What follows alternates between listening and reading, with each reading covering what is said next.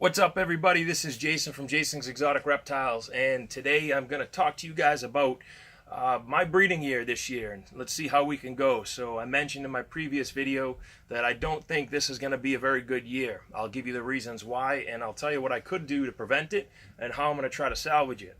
So this year has been extremely busy for me. The past 6 months I've been traveling a lot for work, and my basically I've been cleaning things on the weekends and then away Monday through Friday or Sunday through Friday night. So that basically leaves me Saturday to get through hundreds of snakes, to clean them, feed them, give them water. As a result of that, I haven't been keeping up on a lot of the feeding like I should have been. So breeding season starts about now, at least for me it does. And over the course of the year, how I like to do it is peak my temperatures up in the summertime and then gradually start to drop them right about now.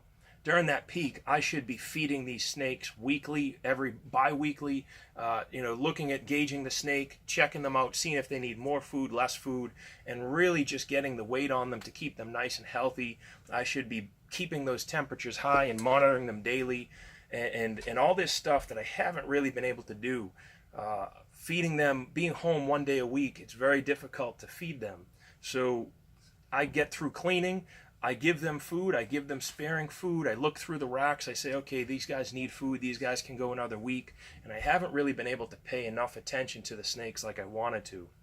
As a result, I have some of my female breeders that just look too skinny right now to really try to put into breeding, and I just don't want to take that chance. I got a couple snakes that look like I don't know if they're sick or if they're just a little dehydrated because maybe they tipped their water bowl over, the day after I was done cleaning and I didn't catch it for a week later. So there's all kinds of things and factors that went into this. Nothing's sick and everything's healthy and everything's ready to go. I just don't feel like they're healthy enough for me to take the chance, or they're at that point where they have enough weight for me to take the chance to try to put them through a year of breeding. Breeding's very stressful. It takes a lot out of these snakes, specifically the females and the males. So people forget that these males will go into a breeding frenzy, and if they're not of healthy weight before they go into breeding season, they can put themselves into a very unhealthy weight during breeding season and end up with a dead male, a male that's too weak to eat. So this is very important to consider, that both your males and females need to, in my opinion, almost be on the heavier side coming into breeding season. If you keep them at that perfect ideal weight that everybody continues to talk about and harp on, that's great. But if you're going into a breeding season, that perfect ideal weight is going to go quickly into an underweight animal, something that could potentially be too skinny or doesn't have enough body fat reserves to pull through the whole breeding season and get back on track when they're done. So I do like to feed heavily spring and summer. That's something I haven't been able to do. To salvage that is I'm going to wait another month or so to start dropping my temperatures.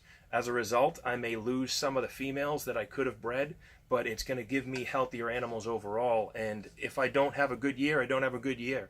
There's nothing I can do about it. I had a busy summer. I had a good year at work. So that's something that I have to balance, is that I can't let my reptiles impact my work. As much as I'd like to say this is both my work, this is still my hobby. And yes, this is my work, but my career takes precedence over this. I would never let my animals get sick if it was a result of that. But at the same time, if I make babies or not this year, that's something that is a negligible fact. As long as the animals are healthy, I can breed them next year. So what I'm going to do is I'm going to now wait another couple weeks, probably till October 8th-ish or so. Then I'll start dropping things 1 degree every week. I'm feeding pretty heavily right now, weekly if I can. Some of these snakes, they need more. If I feed them a big meal, then I might give them 2 weeks, 3 weeks in between.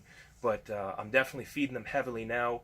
I'm going to slowly drop the temperature, so right around December or so I'll be at that ideal temperature. Everything should be in prime breeding condition at that point. Even though some of these animals are not healthy weight, and I said I'm not going to breed them, that I'm still going to bring them into condition. I still want them cycling every year so they get into the habit. I may not put a male to them, I may not take the male and put it to a female, but I'm still going to cycle them, and I think that's very important for consistent breeding as this time goes on. Apologize, this snake just had a big drink of water and it's kind of burping up water on me right now. So that's how I'm going this year. and we'll see how this goes. So again, we're going to keep dropping our temperatures 1 degree a week till we drop about 12 degrees. My summer is these snakes get about 100 degrees, so their hot spot in the wintertime, in the middle of wintertime, is going to be 88. Their cool end is going to be around 78. I really like to get that big temperature drop. As I said in my previous videos, I think that helps keep for healthier snakes during breeding and a quicker recovery. They never have a problem digesting their food. They're never struggling to get heat. And if they don't ovulate, again, the snake safety is the priority of what I'm trying to do. If I don't get babies, I don't get babies. And that should be everybody else's priority during breeding. Breeding should be fun. It should be a hobby. It shouldn't be stressful as it is for me right now. But that's because I'm just working too much right now. So this will calm down, and we'll keep you posted. I'm going to try to do the weekly updates on the breeding season as well as other topics in between. Again, I appreciate the subscriptions and the follows. Keep giving me some topics, and I really like to see the subscribers growing. So that's really cool to see you guys are appreciating what I'm giving you. Not a lot of thumbs down, so keep giving me the thumbs up. It helps, and keep watching these videos. Thanks, guys.